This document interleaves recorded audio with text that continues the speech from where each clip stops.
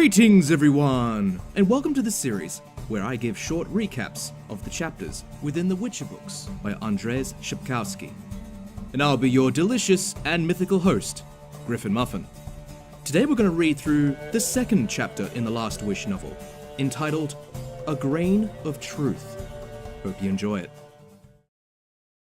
The story transitions to a time when Geralt is in the wilderness wandering, as a Witcher does on the path. He is talking to Roach about how to best traverse the ravine before them, until he notices a flock of birds circling above something nearby. When he goes to investigate, he finds two bodies, one of a merchant, and another presumably of his daughter. Both he predicted to have been attacked by a monster. During his trek to retrace the path to where the pair may have travelled from, he comes across a girl with black hair and a white dress looming in the distance. Roach is spooked and begins backing away from the girl. When Geralt greets her, after calming Roach, she vanishes like the wind through the bushes. The Witcher disregards this and moves on while calming Roach. Eventually he happens upon a manor in the middle of nowhere, overgrown with juniper trees, ivy, and wild vines. Geralt worked around the wall to find a rusted bronze gate and entered the courtyard. He observed a unique blue rosebush growing, the only thing growing amidst the untended flower bed. He plucked a violet rose, and then all of a sudden, a beast roared and hurled itself out of the mansion, but then halted before Geralt. "Flee, mortal man!" The beast yells, described as a human with a big, hairy, bear-like head, with enormous ears, wild eyes, and a jaw of crooked fangs, in which a red tongue flickered like flame. Both the Witcher and the beast stood there awkwardly, Geralt with his sword poised, and the beast snarling and threatening him until, finally, he actually falters and gives up trying to scare him off. The beast argues with the Witcher to let down his sword and talk peacefully. Geralt then says he is in need of water and rest, and the beast humbly lets him inside his manor.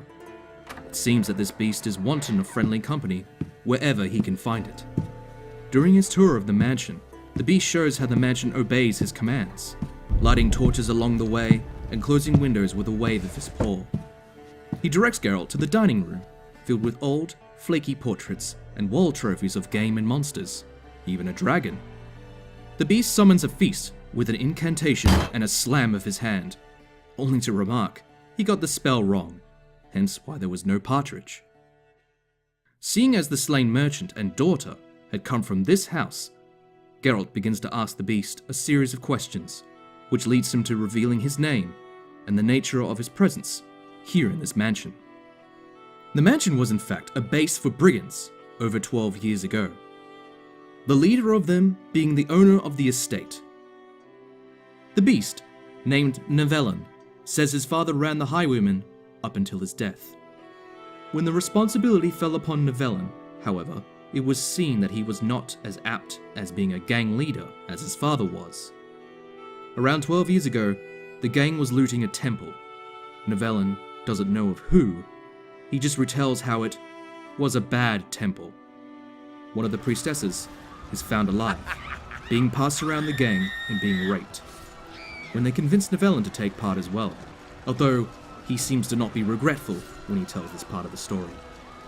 During the act, the priestess recites an incantation, spits on him, murmuring how he'll be a monster in a monster's skin.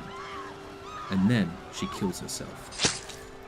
A few days later, Nivellen wakes up to be transformed into the beast Geralt sees him as now.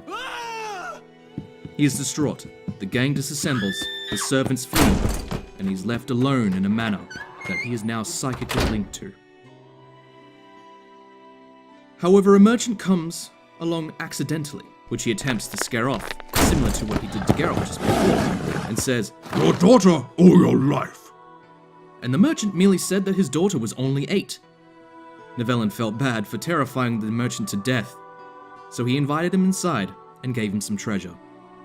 A few weeks later, another merchant comes and offers to trade his daughter for a full sack of treasure. The daughter would live with Nivellen for over a year, upon which her father would return for her. Nevelyn mentions how he was in fact very shy around women, and that having a companion for a year was nice and filled his cold, empty home with a bit of life. However, when the father returned and took his daughter back with him, it made Nevelyn slink back into reclusion for a year. After a year of loneliness, he could no longer bear it. Fene was a caring girl and made Nevelyn laugh by japes involving scaring away other trespassers. Fene went to bed with him, and they made love. Nevelyn was anxious to see if their night together had made him change back, like the old fairy tales. To his dismay, it did not, leaving him bitter. Another came, named Primula, daughter of an impoverished knight. Again, no change in his bestial appearance.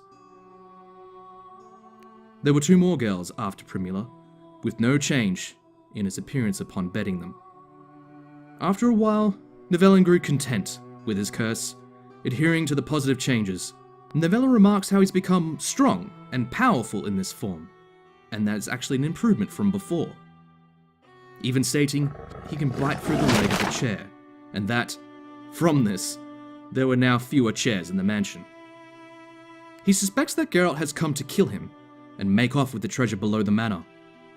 However, Geralt reveals that he knows Nevelyn does not live alone. He asks about the girl in the forest that he saw, and asks if she's the reason why some merchants have been leaving empty-handed. Nevelyn quickly shuts down Geralt before he can say anything else. Geralt politely shows himself out.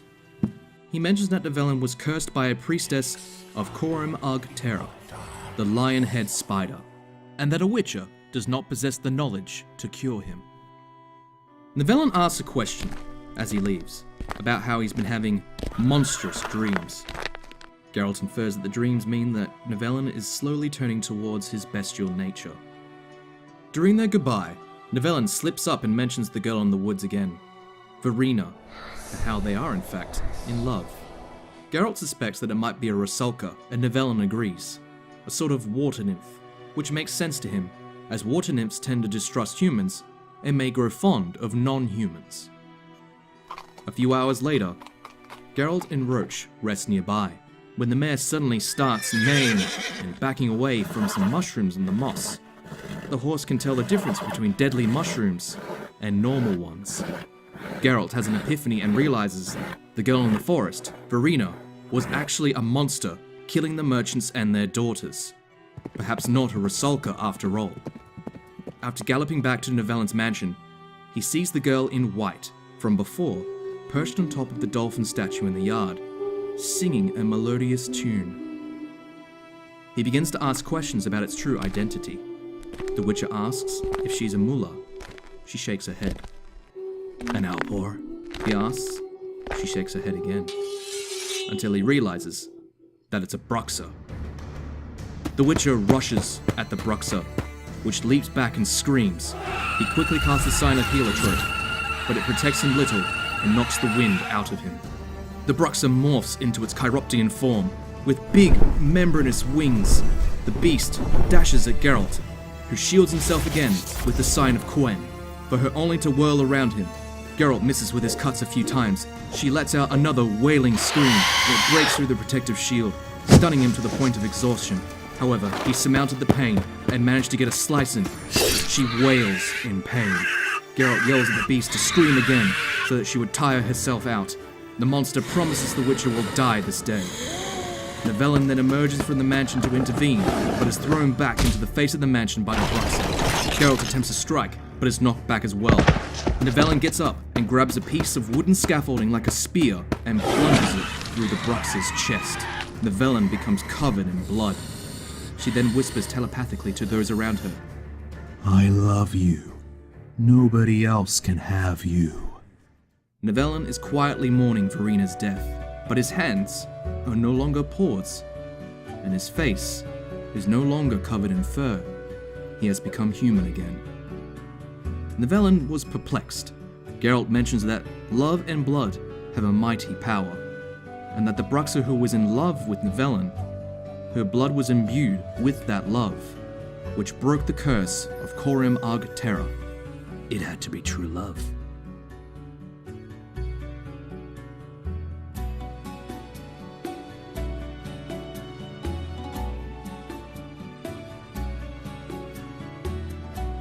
Thanks for watching the video. Like, comment, subscribe. Do all that lovely stuff down below. Make sure to subscribe for the next chapter, The Lesser Evil, in which we learn how Geralt got the name, the Butcher of Blaviken. Also, check out the other chapters I've covered, and my Witcher playthrough in which you, the viewer, decide on how I play through the game.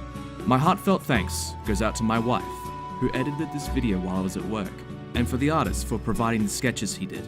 And thank you, you brilliant people, for the views and comments for my previous videos.